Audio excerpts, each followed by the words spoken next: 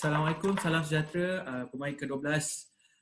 Kita kembali kali ini bersama rakan saya sebenarnya. Hari ini sebenarnya special sikit, saya invite ada dua doctors. Doktor bertugas dekat KKM, tak salah, seorang dekat Taiping, seorang lagi dekat mana? JB. So kita ada Dr. Azmil dengan Dr. Izzat. Dr. Izzat yang pakai baju Man United ni. Yeah, home.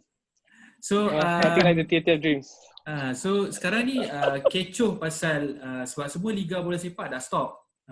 Malaysia, tak kisahlah, around the world kebanyakan. And then sekarang ni kebanyakan liga desperate untuk start balik because of the kewangan lah, kebajikan pemain, kontrak, and then ada kata pasal TV rights. So benda-benda tu semua kalau tak start soon, dia orang kata kebanyakan pemain akan hilang ataupun staff semua akan hilang kerja apa semua. So hari tu kita adalah macam perancangan daripada Liga Malaysia, which kita akan cerita later. Tapi aku nak tanya dulu dekat Dr. Azmil, ataupun aku panggil Azmil lah.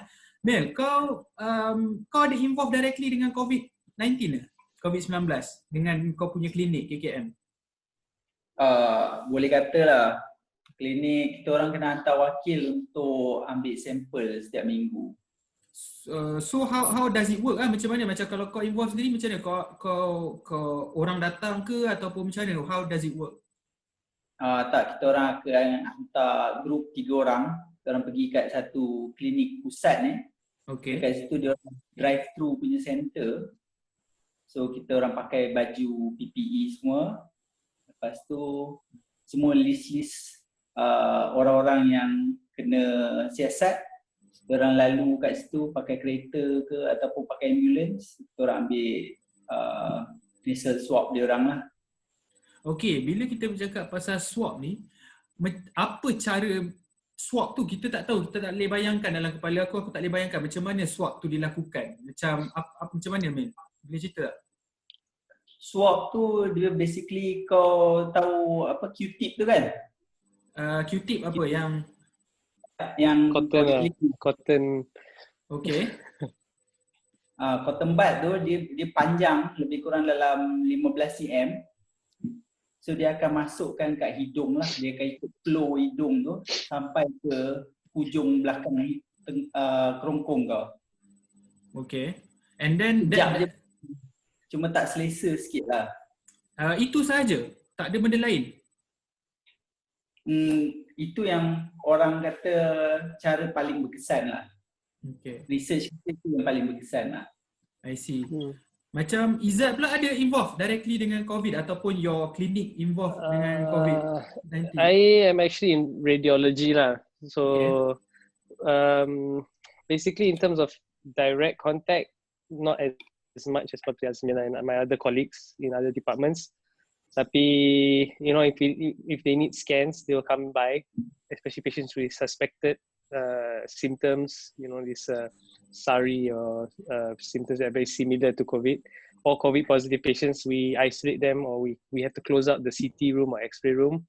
Or our colleagues that go up to the ward, they have to wear full PPE. They come in, do the scan, and then we have to clean up the whole, you know, the CT machines, whatever that we've used. Then only we can use it for normal patients. I mean, alhamdulillah, here in Johor, there's two machines, so we can separate one machine. Sorry, when you say scan, what do you mean by scan? Maksudnya orang tu dah positif baru pergi scan, macam tu? Sometimes how the severity of the disease, you cannot really assess by X-ray clearly. They might need some additional scans, like a CT scan, to look at the lungs more clearly, or maybe secondary signs that you can see more clearly with CT scan. So we'll use that machine to look deeper and see whether the problem needs further management.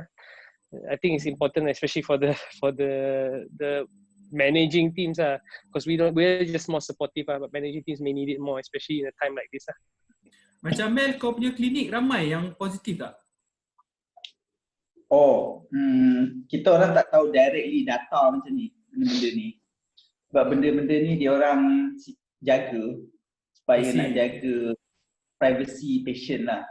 Sebab sekarang ni banyak stigma pada patient-patient positif ni. So bila orang lain dapat tahu patient-patient positif ni, nanti selalunya orang akan pulau dia orang.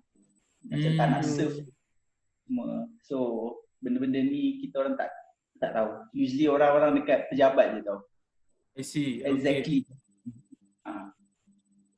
Like yourself, is that like macam okay lah, macam for the people kat luar sana yang mungkin kita duk cerita COVID-19 and then kena ada social distancing lah, whatever ni apa semua kan. Macam Izzat, kenapa social distancing? Kenapa kena ada social distancing?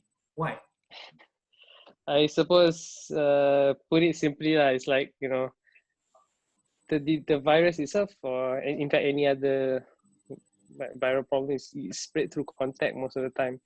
So the social distancing, even though it seems like something very simple and very like, you know, any monkey can do lah, but it has a profound effect on the fact that you don't come into contact or close contact with someone, you have less chance of spreading it.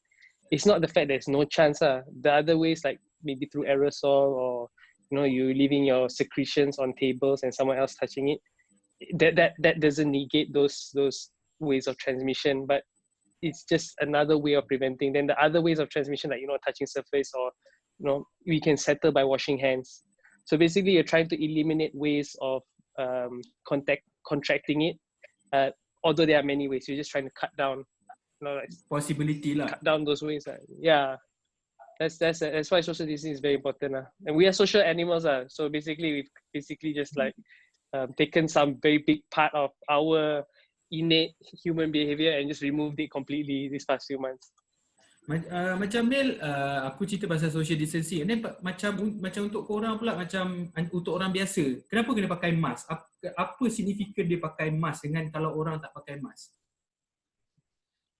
Dia mask ni sekarang ni kebanyakan orang-orang biasa memang pakai 3-ply mask lah.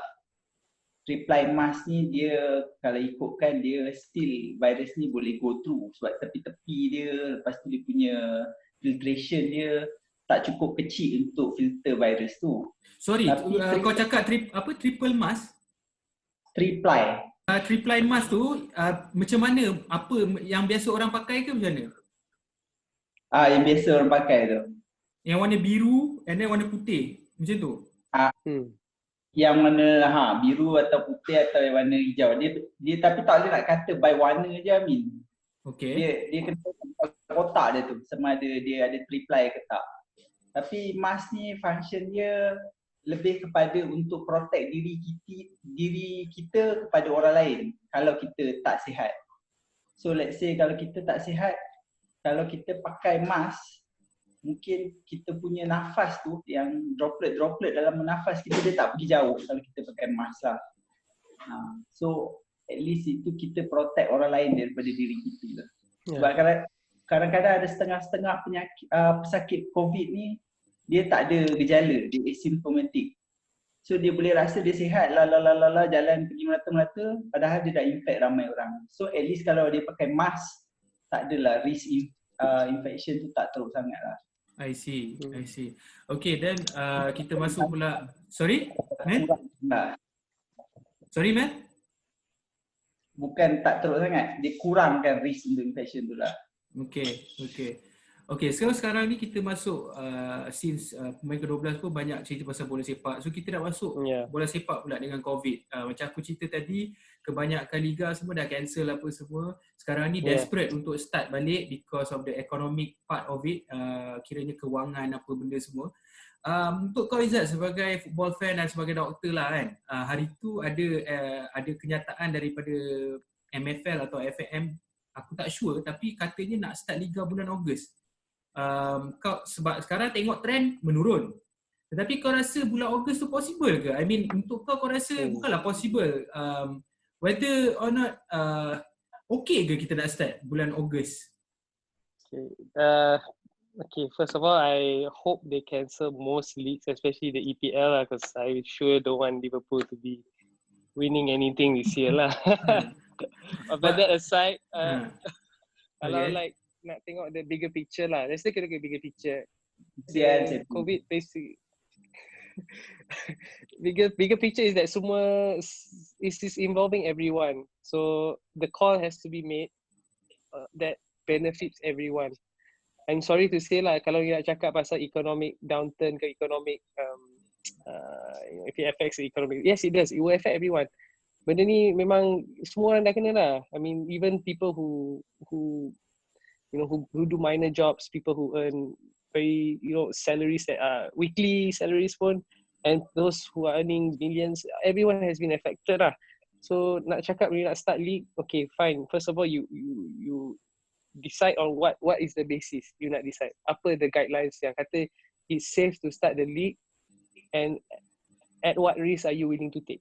Itu I think that one needs to be really discussed lah, because kalau you nak cakap players and welfare and money, to be honest, yeah of course, I mean semua orang akan rasa the pinch lah, but if it's in terms of safety, especially for players ni players are going to get into contact with each other, and then it's not just that training, and then those people who are supplying the, let's say you're going to televise the games ke apa, they are putting themselves at risk lah.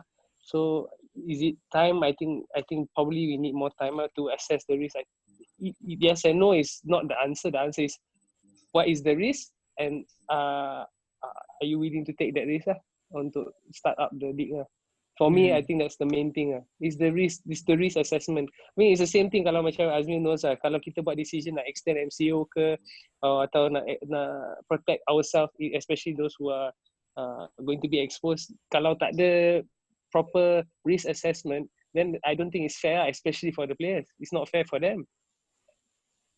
Okay, macam kau Mel, macam kau sendiri kau involve dengan ambil test apa benda semua, and then kau rasa kalau tiba-tiba lah kata main bulan Ogos ni, lepas tu and then kluster baru pula, kau rasa benda tu akan menyusahkan? Tak adalah, kalau satu player kena and then the whole league you have to tengok balik kan. So kau rasa macam benda tu tak menyusahkan korang ke, frontliners? In a way memang akan menyusahkan lah. Tapi benda ni aku rasa aku tak berapa setuju kalau dia nak restart league tu lah. Aku rasa antara banyak benda dia nak restart league tu, mungkin maybe last thing yang dia fikir lah. Sekarang ni banyak yang macam kedai-kedai kedai-kedai kecil, peniaga-peniaga kecil yang tak ada pendapatan. No, because the reason why I say football, satu because we discuss only football lah. Number dua is because some of the clubs ataupun some of the FA yang pekerja biasa kemungkinan besar bukan setakat potong gaji, mungkin hilang kerja terus. Itu yang diorang risau, because first of all dari segi kewangan, orang tak datang stadium memang orang tak datang stadium lah, tak ada duit lah. And then bila tak ada game tunjuk dekat live ke apa pun tak masuk juga duit. So tapi of course kat Malaysia ni kita banyak mengharapkan duit kerajaan negeri ataupun duit kerajaan whatever ni semualah, bukan mengharapkan sangat kepada kutipan apa, tapi still macam kalau kita tengok EPL, yes dia punya implication dia besar. Bila tak main, tak ada game dekat TV, the money tak ada. So EPL aku rasa dia orang trying to start around June kot, tak salah aku. So Liga Malaysia kalau boleh dibenarkan kerajaan nak start bulan Ogos, tapi government cakap kemungkinan besar dia orang mungkin akan bagi selepas September. Macam kau Izzat, kau rasa bila benda ni boleh go away, like bukanlah 100%, at least 80%, 90%? Okay, let's be realistic. The Spanish flu yang we've seen influenza it's been since 1913 Okay, has been around since 1913. So when you talk about COVID and it's something like this has never been seen before since, I mean like you talk about SARS, you talk about Ebola, all that's minor figures compared to COVID. So you're seeing something close to or maybe representing yang 1930 punya influenza. So it's probably here to stay. It's here to stay. So until a vaccine can be found, until we can stop or mitigate or slow down that spread, that contact to contact, it's going to be very hard to say no, it's gone. Because let's be honest, I mean personally, I think you might need to have another flu vaccine, but specifically for COVID lah. And everyone has to get vaccinated lah. I mean right now we don't even know how many strains there are. I mean they said 3 or 2. I'm not too sure lah. Everyone is hearsay. I mean, it's hard to pinpoint exactly what. Tapi kalau tak ada vaksin, it's very hard for you to be sure. You know, another thing, this is another opinion of mine, is that another way to protect ourselves is, I mean, once a certain amount or percentage of people dah kena infected, that orang tu dah immune kan. So let's say about 30-40% of people around you are immune. You have less chance of contracting because the one who's got it cannot pass to the immune person. Dia boleh pass yang tak ada immune. So those things are going to be another factor. Tapi it takes time for that to happen. If you're going to do this MCO to stop the spread, that explanation or orang yang immune or percentage of orang immune, you cannot use that already. So now you're waiting, you're holding out for a vaccine and hoping that the spread doesn't happen, which is going to cripple air travel, is going to cripple transport industry, all the economic, downfall that comes through. So because we're talking about football here, right? Football requires transport. Football requires all these industries to be online. You're playing, let's say in Liga Malaysia, teams that are qualified for AFC, they have to fly, they have to go overseas. They come back, takkan nak kena quarantine 2 weeks. All these factors are going to be going to play a big role. And interstate travel, how is that going to possibly, when like you say, if it's going to come from a new cluster, then it's like start and stop lah. Consider, okay, start and then alamak, the cluster, stop again. It looks like you are not ready to make a decision. It looks like you're indecisive. I think if you're going to commit, you have to commit fully, but with the proper prerequisites lah. Macam kita Mel sebagai orang biasa kan, macam kita, aku bercakap pasal Liga Malaysia ni, Liga Profesional lah. Macam kita orang biasa nak start bersukan balik pun tak boleh lah Mel lah, dalam masa terdekat. Nak main bola tak boleh Aku rasa dalam masa terdekat ni, especially contact sport lah, memang very difficult lah. Benda ni aku rasa COVID ni dia menyebabkan kita akan ada the new normal. Kita akan banyak buat benda baru tau. Macam lepas-lepas ni dalam next few years in the future lah, kita akan tengok orang beratur dah tak akan duduk dekat-dekat. Orang akan banyak pakai mask. Benda yang dulu-dulu memang orang tak buat kat Malaysia ni memang akan banyak orang akan buat lah. So aku tak rasa dalam masa terdekat ni orang nak main contact sport macam bola sepak boleh lah. So out of 10 lah being the highest lah COVID ni how bad is COVID-19 sebenarnya? Bad. Top 10 lah. Virus tu bahaya, tak boleh nak cakap Kalau okey lah, kalau 10 tu the plague, the peak lah paling teruk lah. Spanish flu tu 8 atau 9, aku rasa COVID ni mungkin 7 lah. Oh ya, boleh dia lagi kurang daripada Spanish flu For now. Okay. Sebab benda baru, kita nak cakap at the current situation susah sikit. Spanish flu ni kita boleh tengok dulu 50 juta orang mati, lebih kurang 100 juta kot infected, tak beringat. So kita boleh tengok total data dia tau. Sekarang ni kita data incomplete. Ada setengah negara sorok, setengah negara testing tak banyak. So kita tak nak kata sangat. So for now aku rasa aku bagi 7 lah, 7 out of 10 lah. Zat, how is Malaysia, Kementerian Kesihatan Malaysia doing? Are they doing a good job right now compared to other countries? I think with the resources we have, I think as a third world country lah, I think kita should be proud lah. I mean, we are not perfect. No country is perfect, but with the the determination of the people, I think we have a good people fighting spirit lah. We fight for each other even though we don't know each other. Like, I think good example is kita punya staff dekat KKM, volunteers coming to help jahit PPE. You don't need to buy PPE. We get free PPE coming in, not all the time, but most of the time coming in for us from volunteers who are making it inside within the hospital. Come to the hospital, spend 8 to 5 hours, come from 8 a.m. to 5 p.m.